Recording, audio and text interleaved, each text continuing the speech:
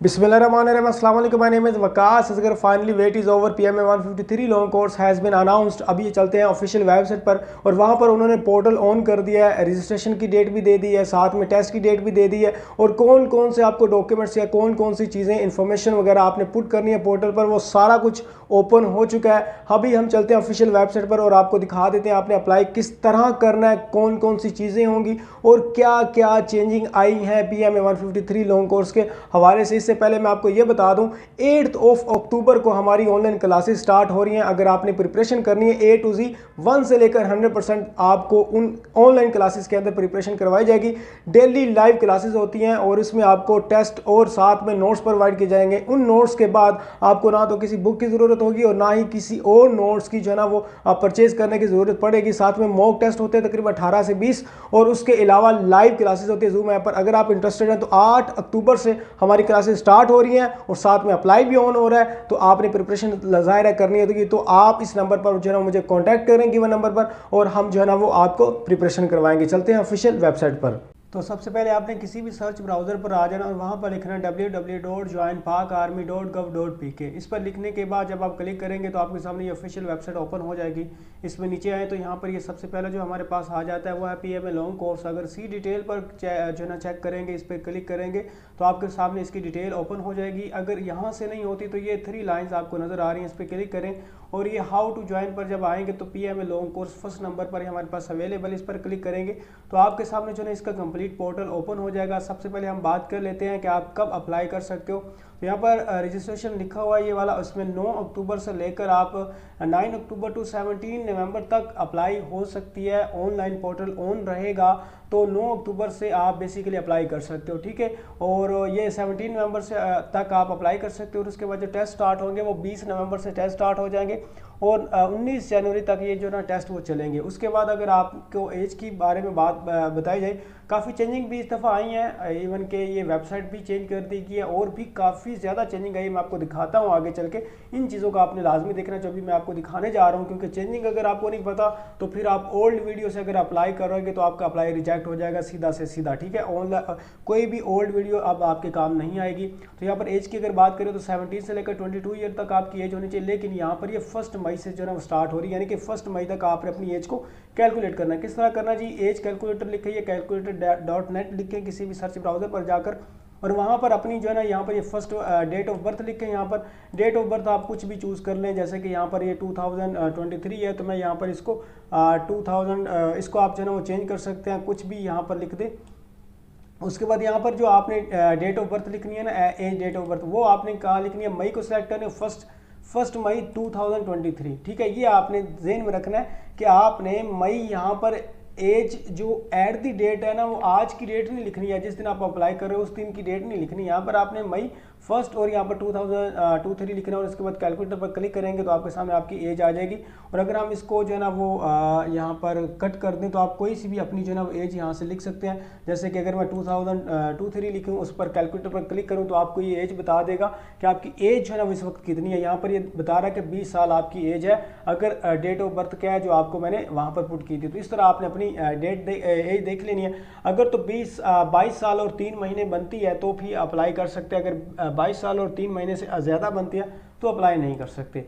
ये तो हमारे पास आ गया जी डिटेल. जो एज के बारे में मैंने आपको बता दिया. जेंडर मेल है, मैरिटल स्टेटस आप अनमैरिड होने चाहिए और मेल होने चाहिए, ठीक है. हाइट आपकी 5.4 इंच होनी चाहिए जो कि 162.5 सेंटीमीटर बनती है. अगर आपकी 1 सेंटीमीटर भी कम है तो आप जो है ना अप्लाई नहीं कर सकते. वेट जो है ना BMI बॉडी मास पर इंडेक्स से चेक किया जाता है और बाकी ये चीज़ें. अगर हम यहाँ पर आ जाएं कि ज्वाइन नाउ पर, ये वाला ज्वाइन नाउ, यहाँ पर आपने ऑनलाइन अप्लाई कर सकते हो. लेकिन अभी पोर्टल ऑन तो हो जाएगा जब इस पर क्लिक करेंगे. तो ये देखें ना, बेसिक इन्फॉर्मेशन आपने यहाँ पर देनी है. इस दफ़ा 7 फॉर्म आपको दिए जाएंगे जो आपने फिल करना. पहले 1 फॉर्म होता था, अभी 7 आए. देखें ना, हर एक चीज़ की डिटेल उन्होंने पूछी हुई है तो ये डिटेल आपने लाजमी पुट करनी है. एंड पे कोचिंग एकेडमी डिटेल लिखी हुई है. अगर आप कोचिंग एकेडमी किसी भी एकेडमी का नाम यहाँ पर लिखते हैं तो आपको रिजेक्ट कर दिया जाएगा, क्योंकि उनके रिलेटेड जो ISSB की प्रिपरेशन है वो किसी कोचिंग एकेडमी प्राइवेट इंस्टीट्यूट से नहीं करनी चाहिए, ठीक है. تو اس لیے جو ہے نا وہ آپ کو ریجیکٹ کر دیں گے. لیکن یہ پہلے انہوں نے نہیں ادھر دیا ہوا تھا یہ والا سیکشن, تو ابھی ایڈ کیا, لیکن پہلے وہ جسٹ لکھ دیتے تھے کہ کسی بھی اگر آپ کوچنگ سے پریپریشن کرتے تو آپ کو انٹرٹین نہیں کیا جائے گا, یعنی کہ ایکسیپٹ نہیں کیا جائے گا. تو اس لیے تو اب انہوں نے یہ سیکشن ہی ایڈ کر دیا گیا. ٹھیک ہے, اس دفعہ یہ بھی چینجنگ آئی ہے ایک نیو.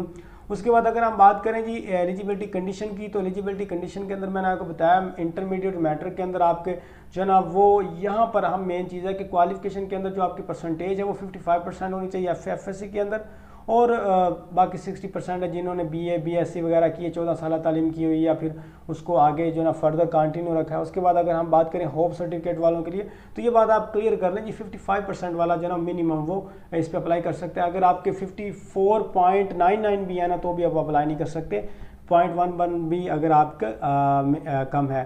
اس کے بعد اگر ہم ہوپ سرٹیفکیٹ کی بات کریں تو اس میں سے آپ دیکھ لیجئے کہ ہوپ سرٹیفکیٹ پر بھی اپلائی کر سکتے ہو جنہوں نے فرسٹ ایئر کمپلیٹ کر لیا, سیکنڈ ایئر کا بھی رزلٹ اناؤنس نہیں ہو تو 60% پر اگر ان کا فرسٹ ایئر کے مارکس ہیں تو وہ اپلائی کر سکتے ہیں ہوپ سرٹیفکیٹ پر. باقی ویریفیکیشن ہوتا مارک شیٹ ہے, جو کہ اگر آپ نے میٹرک چونکہ 2 سال پہلے کی ہوگی تو میٹرک کی اگر آپ کا اوریجنل جو جس کو سند کہتے ہو وہ اگر نہیں ہے تو وہ آپ بورڈ سے بنوا لیں, اور ادروائز آپ کا جو فرسٹ ایئر سیکنڈ ایئر کی مارک شیٹ بھی چل جائے گی جو کہ رزلٹ کارڈ ہوتا ہے. ٹھیک ہے, وہی, لیکن یہ میں آپ کو پریکٹیکلی دوسری ویڈیو کے اندر بتا دوں گا ڈاکیومنٹس کون کون سے چاہیے. ان ایلیجیبلٹی کنڈیشن میں ایک چینجنگ یہ آئی ہے کہ پہلے یہاں پر فرسٹ نمبر پر لکھا ہوتا تھا کہ تھرائس فیلئر جو ہے نا وہ دوبارہ اپلائی نہیں کر سکتے, لیکن یہاں پر تھرائس فیلئر کا آپشن انہوں نے نہیں ایڈ کیا. میں بھی وہ سینٹر میں جا کے آپ کو تھرائس فیلئر کا کہیں کہ بھائی نہیں, یہاں اگر ہم نے نہیں لکھا تو ہم تھرائس فیلئر کو ایکسیپٹ نہیں کریں گے, تو ایسا ہو سکتا ہے لیکن آفیشیلی ویب سائٹ پر اناؤنس نہیں کیا گیا. ٹھیک ہے, پچھلی دفعہ اناؤنس کیا گیا تھا سیکشن نمبر 1 کے اندر, لیکن اس دفعہ اناؤنس نہیں کیا. ابھی وہی ہے پرانے والا کہ آئی ایس بی سے 2 ٹائم اگر نوٹ ریکمینڈ ہو, یا آپ اسکریننگ آؤٹ ٹیسٹ سے دو دفعہ جو ہے نا وہ اسکرین آؤٹ ہوئے تھے تو اپلائی نہیں کر سکتے. 120 جو ہے نا وہ گیپ ہے, اگر آپ نے پہلے آئی ایس بی دی ہوئی ہے اور ابھی آئی ایس ایس بی کے میں, اور آپ کی پہلے والی آئی ایس ایس بی کے اندر اگر 120 دنوں کا گیپ نہیں بنتا تو آپ اپلائی نہیں کر سکتے. باقی یہ ساری چیزیں وہ خاص نہیں, آپ خود پڑھ لیتے ہیں. ٹھیک ہے, باقی یہ دیکھیں جو میں آپ کو بتا رہا تھا کوچنگ سینٹر کے حوالے سے, یعنی کہ جو اکیڈمیز ہوتی ہیں, in case it is found that any candidate trained in any private coaching center will be considered as ineligible to apply for all types of the commissions. ٹھیک ہے, اگر آپ وہاں پر بتا دیتے ہو کہ میں نے یہ کوچنگ میں کیا تھا تو پھر آپ کو انیلیجیبل کیا. یہاں پر لکھا ہوا I S S B selection system Axis natural officer potential, یہ آپ کو آئی ایس ایس بی کی وہ بات بتا رہے ہیں. ٹھیک ہے, آئی ایس ایس بی کی پریپریشن آپ نے کہیں سے بھی نہیں کرنی, اور ویسے تو مطلب اوور آل یہ آپ کو بتا رہے ہیں coaching on I S S B test adversely affects the chance of selection and results in many conditions in personality traits.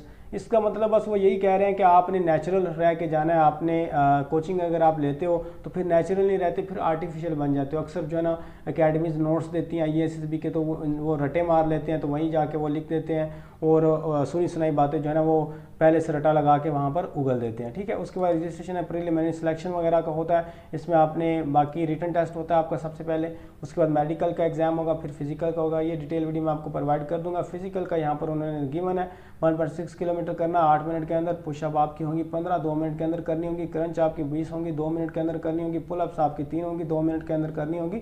Dutch crossing آپ کی 7.5 اور 7.5 بائی اور 4 جو ہے نا فیٹ وہ ڈیپ ہوگی گہری ہوگی, اور 7 فیٹ ہی تقریباً وہ اس کی لینتھ ہوگی اور پھر اس کی ورتھ ہوگی. تو یہ ہمارے پاس آ جاتا ہے جی. باقی اس کے بعد آپ کا انٹرویو وغیرہ ہوتا ہے. انٹرویو کے اندر صاف لکھا ہوا ہے کہ آپ کو جو ہے نا وہ ایسے لکھایا جائے گا جس میں 10 لائن کی اردو اور انگلش کے اندر آپ کا ایسے ہوگا, اور اس میں جو ٹوٹل مارکس ہوں گے اس کے 20 ہوں گے, اور اس میں جو obtain مارکس ہوں گے منیمم پاسنگ مارکس جس کو کہتے ہیں وہ 12 ہوں گے. اگر اس میں سے کوئی کم گین کرتا ہے تو اس کو پھر وہ وہاں سے ہی ریجیکٹ کر دیں گے. اور اس میں آپ کا کیا چیک کیا جائے گا, expression and the confidence in English and Urdu, اور آپ کا جو نالج ہوگا کرنٹ افیئر کے ریلیٹڈ, اور اس میں جو نالج ہوگا آپ کا جیوگرافی یا جیو اور پولیٹکس یا پاک اسٹڈی کے بارے میں.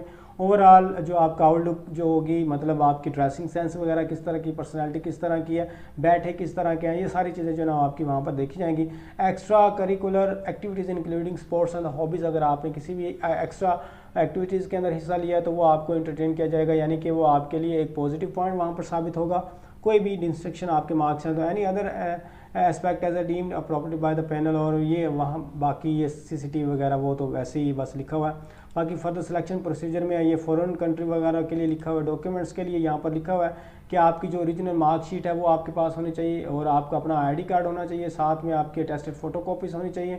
फ़ोटो कॉपीज़ जितना भी यहाँ पर मतलब आइडेंटिटी कार्ड वगैरह की फ़ोटो कॉपीज़ अटेस्टेड होनी चाहिए, मार्कशीट की फ़ोटो कॉपीज़ दो तीन आपने अटेस्टेड करवाने के जानी, 3 आपकी पासपोर्ट साइज़ ड्यूअली अटेस्टेड आपकी जो है ना वो फ्रंट एंड बैक दोनों से ही अटेस्ट होनी चाहिए।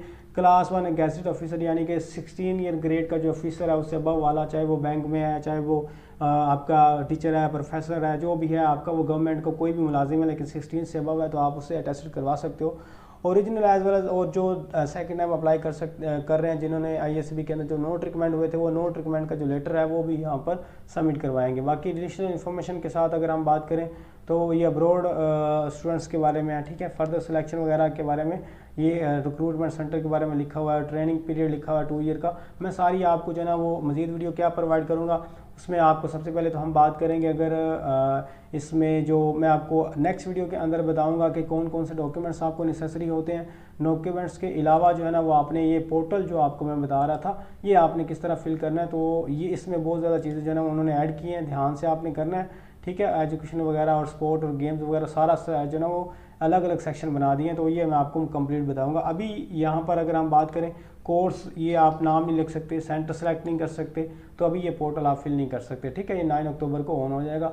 अगर कोई भी बात पूछने वाली है कमेंट बॉक्स में पूछ सकते हैं। वीडियो अच्छी लगी है, कुछ इन्फॉर्मेशन आपके हाथ आई है तो वीडियो को लाइक कर दें, और अगर आपने प्रिपरेशन करनी है तो आप हमारे नंबर पर जो है ना उनके नंबर पर कॉन्टैक्ट कर सकते हैं, आपको प्रिपरेशन करवा दी जाएगी। मुझे दीजिए इजाज़त, अल्लाह हाफिज़।